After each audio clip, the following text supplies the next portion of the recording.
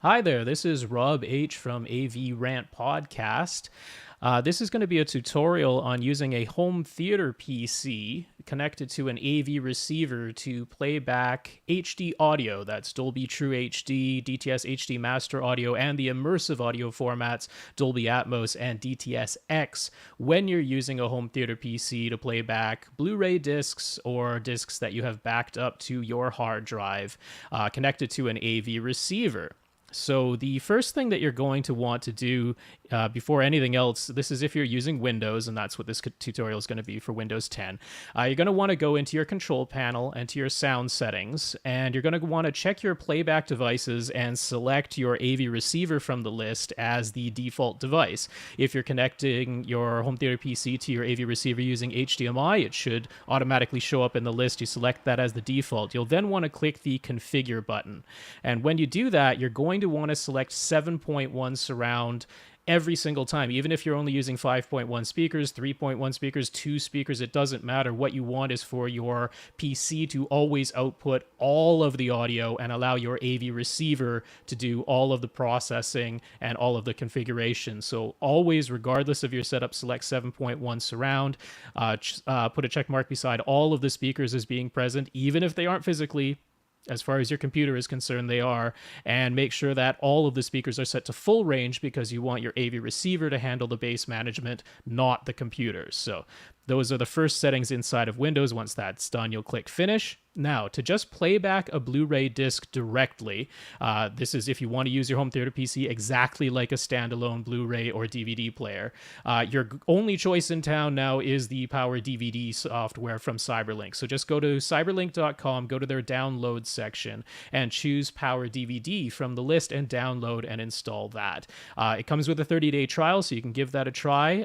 You'll want to select the PC mode for this for the time being because we're going to be going through some settings, and you can just skip the registration for now. And of course, if you want to purchase the full software so that you can use all of its features and after 30 days not have it expire, then of course you can do that. Now, you'll see here I've loaded American Ultra, the Blu-ray version, into my optical drive. You will, of course, need an actual Blu-ray disc drive if you want to play Blu-ray movies, a DVD drive if you want to play DVDs. But before we actually play anything, we'll want to go up to the little gear icon in the upper right-hand corner and select that. That's going to be your settings. So when we go in there, you'll notice that on the left side in the menu, you've got video, audio, and subtitles. You want to go to that section and make sure under audio that it says use HDMI. Then you'll want to select the more audio settings. Under the output quality, which is the first tab that opens up, it'll still say use HDMI, and then you're going to want to make sure under the output mode that you've selected non-decoded high definition audio. That's the key. That's going to make sure that HD audio bit streams come out of your home theater PC when you're using Power DVD, and that will make sure that Dolby Atmos and DTS-X are also able to work. Those must be full bit streams coming off of the disc. You'll also want to make sure down at the bottom under the dynamic range compression that you use full dynamic range. Once again, even if you like to use a night mode or something like that to not bother the neighbors, let your AV receiver do that. Don't do that inside of the PC. You go to the miscellaneous tab still under the audio settings, and you want to make sure that you check the box for exclusive audio output mode. That makes sure that you don't get Windows dings and beeps and stuff happening while you're watching a video. You also have the option, if you're playing DSD audio files from Super Audio CDs, to send out the full DSD bitstream or have the computer convert it to PCM. That's completely an option. One isn't better than the other in any regard. So after that, you can go ahead and play a Blu-ray disc. Now, it will play exactly like a standalone Blu-ray player. The first time you do, it will likely give you a message saying that you can activate automatic frame rate switching if you want to do so, if your display supports 24p playback, so 1080p 24. If your display supports that, switching on the automatic frame rate switching inside a Power DVD will send out 1080p 24 when you're playing a Blu-ray disc instead of always sending out 1080p 60, which is the default. So now if what you want to do is not play physical discs, but instead back them up to your hard drive so that you can watch your entire movie collection in a nice interface without having to swap in and out physical discs, the software we're going to use these days is MakeMKV. It's still in beta, and while it's in beta, you can use it for free. You simply go to www.makemkv.com and click the download MakeMKV for Windows button. Install that, and you'll basically be off to the races. Now, it will give you a little prompt every time you open the program saying that you need to register it. You can register it for free. If you go to the forum section, which is right on the front page when you go to makemkv.com, go into the forum, and you'll see right at the top of the forum there's something that says news and announcements. You click on that, and one of the topics right near the top will be MakeMKV is free while in beta. So you go into that thread, and there will always be a code listed there. Now, the code updates about every month, basically. So even though you're having to re-register it every 30 days, basically, if you don't pay to unlock it fully. And there's a link right in that link if you want to purchase a full activation key so you never get bugged again. But if you'd rather get bugged every 30 days instead of every single time you open the program, you'll want to copy this code. So just put your mouse over that, select it, and copy it. We'll get to that in just a minute. So now, after you've installed MakeMKV, you can open it up with the disk in the disk tray. You'll actually see there's basically one icon right in the middle there that will show you what type of disk has been inserted. Now, before we go and click on that, because it is a button that you can click and that gets the whole process started, before we do that, select the help section up at the top there. So you got File, View, and Help up at the top. Select Help, and that's where you can enter your registration. So there's right under Help, there's a tab that says Register.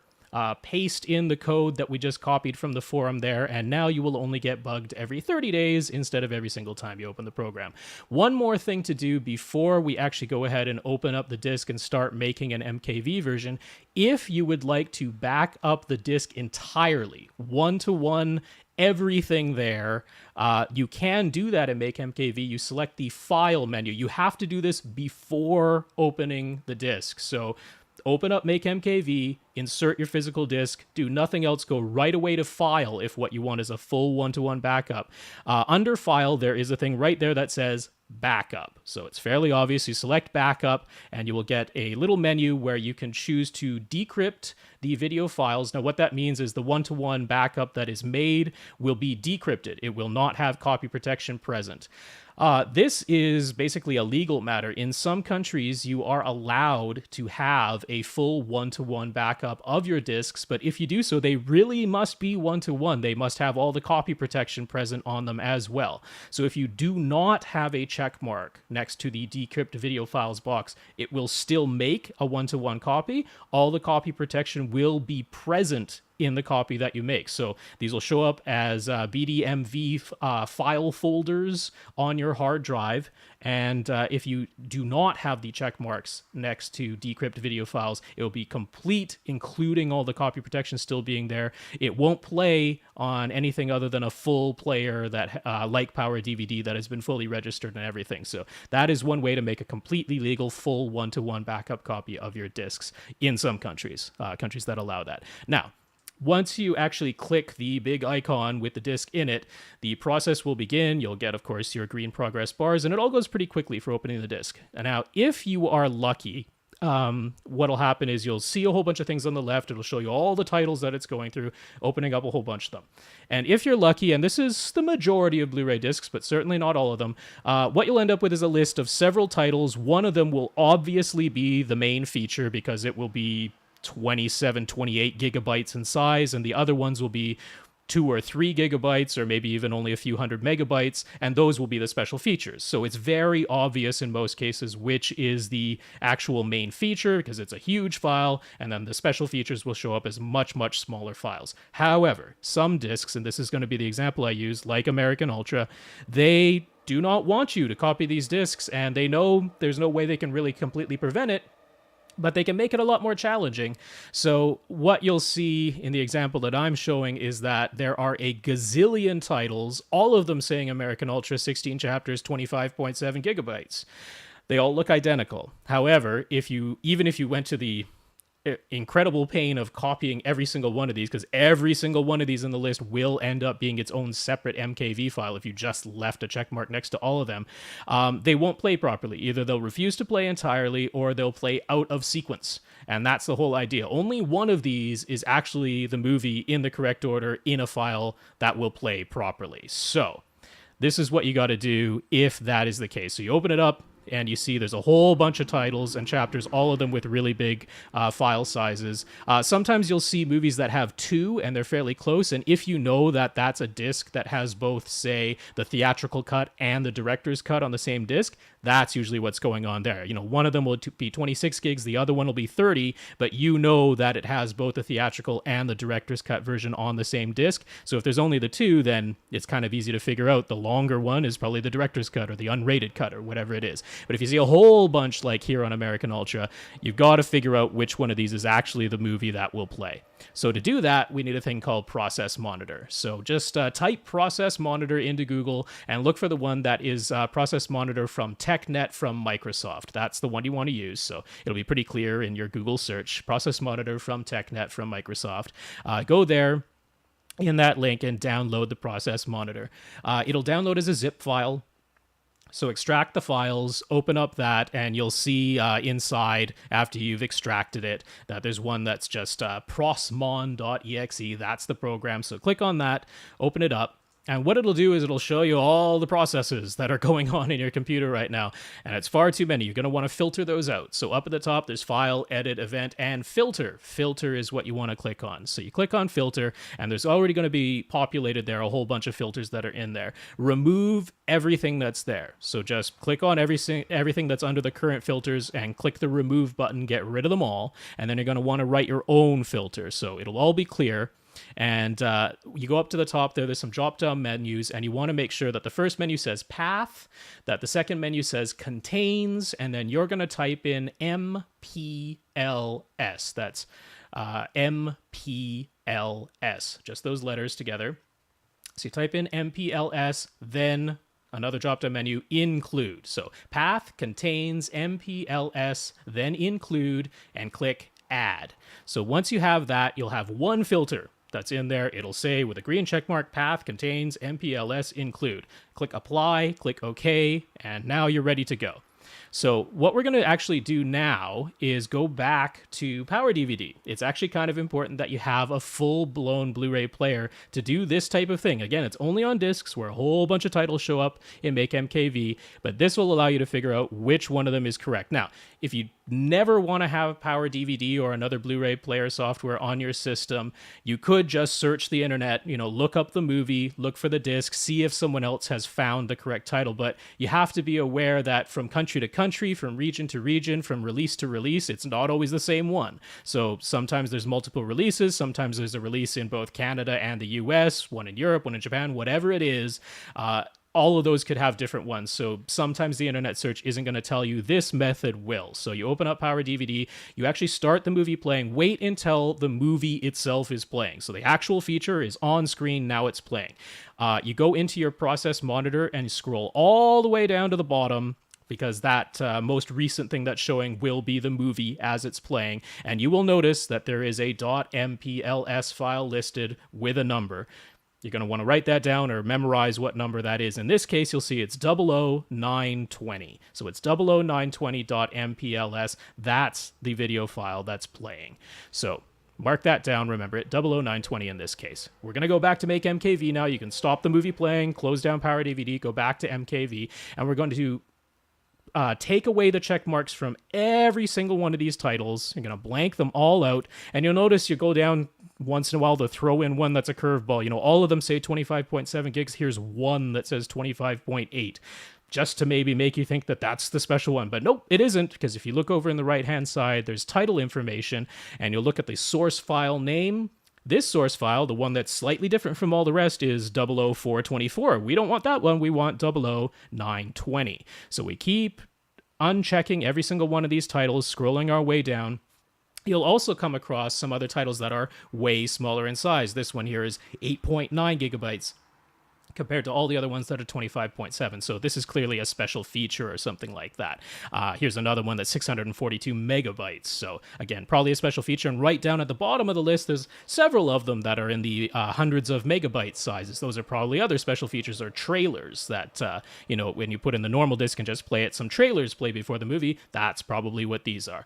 But we have to look at that title information, go back up through all these hundreds of fake titles that Lionsgate threw in here on this particular disc, and here we will find one. One of them, same size as all the others, but over in the title information, the source file name says 00920.mpls, and we know from having played the disc in Power DVD and looking up that number using the process monitor, that's the one. That's the actual movie. It will properly play in the correct order. We want a check mark next to that one and only that one. Then the arrow on the left will create a drop-down menu. We want to open up that one title. When we do that, we'll see all of its audio and subtitle options. And you'll notice that by default, the DTS HD Master Audio 7.1 soundtrack, which actually is a DTS X soundtrack, although that isn't going to be shown in Make MKV. Maybe a future version will be updated to recognize that. But the core audio is DTS HD Master Audio in 7.1. There are DTS X metadata extensions on top of that in the case of this particular disc, but no checkmark next to it, not by default. And there are some other stereo English tracks, which are probably the 5.1 Dolby Digital and maybe the director's commentary, because that's very frequently a stereo English track will be the director's commentary. Now, in a lot of cases and in the past, you would want to select one audio track only, because a lot of old software that could play MKVs, it would only default to the very first audio track on the list, and there was no way to select other audio tracks. However, we're ultimately going to be using Plex, and we're going to be using a piece of software called the Plex Media Player. And it's fantastic. It allows you to switch between audio tracks in an MKV file. It allows you to switch between subtitle tracks in an MKV file. So my recommendation, since that's the software we're going to use for playback, is to go ahead and put a check mark next to everything you'd like. If you want to keep the French or the Spanish language track, go ahead and do it, because we're actually going to be able to use that now with an MKV file. So there's no harm in keeping all the audio, keeping all the subtitles, or get rid of the ones you don't want. I don't need the French track. I don't need the Spanish subtitles. So I'm going to go ahead and take away the check mark boxes from those. But all the audio tracks, all the English subtitles, I'm going to leave those alone. I'm going to include them. So that's all set up. Now we want to make sure that it's going to be saved where we want it. Now you can leave it at the default output folder. It'll make a Make MKV folder on your hard drive, and then it will automatically generate a title for the movie. But you can go ahead into your regular Windows File Explorer and create a title, and it's a very good idea, since we know we're going to be using Plex, and Plex looks up its own data to get you posters and information about the actors and directors that are in the movie. It looks all that stuff up for you. So it needs to know the name of the movie and the year of the movie, and it uses that to get you the right version, because sometimes movies have the same title, but they came out in different years. So if you format it as name of the movie and the year that the movie came out in parentheses, make your own file folder and put it in whatever directory you want. And later on, we're going to be telling Plex to look in that directory. So go ahead and do that. Go back to Make MKV, and in the output folder section, you can make sure that it leads to the folder that you just created for this movie. So in this case, American Ultra came out in 2015, so 2015 is in parentheses. We're all done now. We found the one title. We've selected the audio options and subtitle options, particularly that lossless DTS HD Master Audio. And we selected where the file is going to be generated. We're going to click the one button over on the right that says Make MKV, which, surprise, surprise, that's what it does. So, of course, it's going to be a fairly lengthy process. It has to read the disc. It has to pull the movie off of the disc, convert it into an MKV. So depending on how powerful your computer is, that can take a little while. So it's going to go through the process, but once it's all finished, you'll get a little pop-up. It says copy complete, one title saved. Okay, so there it is in the folder that we created, a single MKV file that is titled American Ultra. So that's great. Now the movie is there. You could attempt to play that with other software. VLC Player will play it. Power DVD will, in fact, play it. But I will tell you right now, Power DVD, when you go to play this file, it won't give you DTS HD Master Audio, not off of an MKV. It'll default back to regular 5.1 DTS. It'll also look choppy. because it doesn't do a good job of recognizing that the MKV is in 24p. It thinks it's in 60p and tries to play it that way, and you get choppy videos. So this is why we're going to use Plex instead. Everything works much more smoothly. So we got to get Plex. You go to www.plex.tv, and right away you're going to click on the download section. And when you do that, it's going to say step 1, download Plex Media Server, and that's exactly what you want to do, download Plex Media Server. So it's going to give you the defaults that it's going to be on Windows, as long as it's Windows 7 or newer. We're using Windows 10 in this example. You click download, go ahead and install that. After you've installed it, it'll give you the option to run it right away. Go ahead and do that, and what it'll do is it'll open up a web application. All of your configuration of the Plex Media Server is done through a web application. So you're going to want to go into the settings. So the settings are available both on the left side in the menu and also in the right side where there's like a wrench and a screwdriver crossed over each other. That's the icon for the settings in the web application. So you go ahead and click on that. There's going to be things for web, server, users, devices. We want to go to the server settings. And here you can name your PC. Your PC, of course, that is acting as the server for your Plex system. It will always have to be on. So even if you want to watch this movie on your phone or on your tablet or on another PC, which you can do, or through a Roku app or through your Xbox app, or there are Plex apps for some smart TVs directly. Plex is pretty amazing. You can do all that, but of course the server has to be on for that to work. So you can go ahead and do that, but what we're going to mainly look at is the library. So over on the left, we're going to click on the library part of the menu, and there you can just say update my library automatically, and you can go through there and go through the settings and make sure that the library, because it'll ask you when you're doing the initial setup, you're going to want to select, of course, the file folder that you created where you're going to be storing all of your movies. And you can add extra libraries and all kinds of stuff. There's a huge amount that you can do. But right at the initial setup, it's going to ask you, where are your movies stored? Where are your pictures stored? Where is your music stored? You just point it to the correct folder on your PC. So that's pretty easy. So I've created one that is movies, and in parentheses I put MKV, so I know it's MKV versions of my movies. And there are the 3 that I've put on this test PC just as an example. So there's American Ultra, Ex Machina, and Mad Max Fury Road. These are examples of 2 DTS-X audio titles and 1 Dolby Atmos title.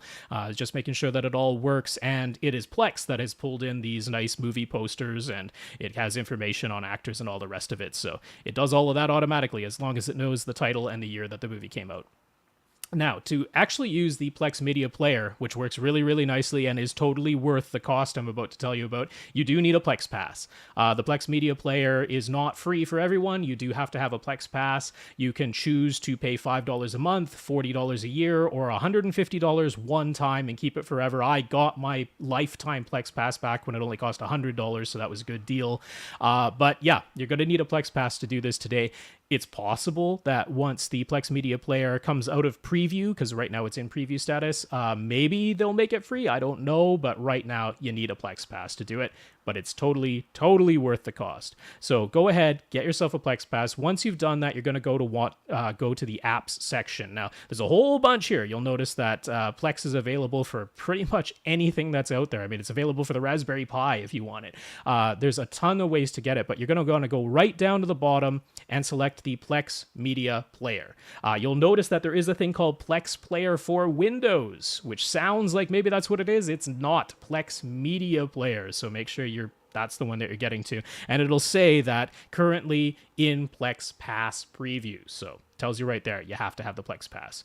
So what we're going to do after we've set all that up is open up the Plex Media Player. So you've gone ahead and installed it. It'll show you right there that it's still in preview. And right away, it'll bring you to your movie collection. So your movie collection was set up in the Plex server. And now we're going to a dedicated player. It gives you a nice 10-foot interface. This works with any of the remotes that you could plug into your PC. It'll work with a Harmony remote. It'll work with a Harmony hub. So this works really, really nicely. And most importantly, it has the settings that we need to get the lossless audio and the 24 frames per second playback that we've been having so much trouble with up until now when it comes to MKV files. So under here, you're actually going to want to go up once you've entered your Plex Pass credentials. That'll let you open the software. Up in the upper right-hand corner, you will see your Plex Pass name. So you'll have a username for your Plex Pass. That's where you need to click to get to the settings. So that's a little bit confusing. It's not as quite as clear as might be nice to know how to get to the settings, but you click on your own name, your own Plex Pass name, and there will be the settings options. Now, you got to go in there. You'll see some things for automatic updates and automatically signing in, but we want to go to the audio section, of course, and again, we're going to want to select HDMI as the output, auto select the channels. We already said all that. We're going to want to select the device as our AV receiver, not the headphone jack output or something like that. And then you are going to want to select Show Advanced Settings. So all of those are set. We'll open up the advanced settings, and here by default, not everything will be checkmarked. Only Dolby Digital and DTS will be checkmarked. So again, we want to activate exclusive mode so that Windows dings and beeps won't be coming in here. And we want to put checkmarks next to DTS HD Master Audio and Dolby True HD and Dolby Digital Plus for that matter. Make sure we're getting all audio bit streams out of the PC. That's the settings inside of the Plex Media Player. For video, we want to allow display mode switching. Very similar to Power DVD, that is going to detect when it is 24p, and if your TV supports it, put it into 24p mode. So that's pretty much it for the settings. Now it is all set.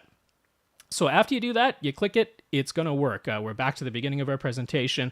That's how you get lossless audio out. It's actually a remarkably smooth and effective player. It is totally worth getting the Plex Pass for. So hopefully that explains the entire process of how to set up your home theater PC and how to connect it to your AV receiver using HDMI and make sure that you're getting full audio and video quality from your Blu-ray discs. Hope you enjoyed this. Hope you found it helpful. And come and visit avrant.com for all of our podcasts. This has been a special that I put together on behalf of a listener who is wondering how to do this in sort of a step-by-step format. Hopefully you found it helpful, and we'll talk to you next time. Bye now.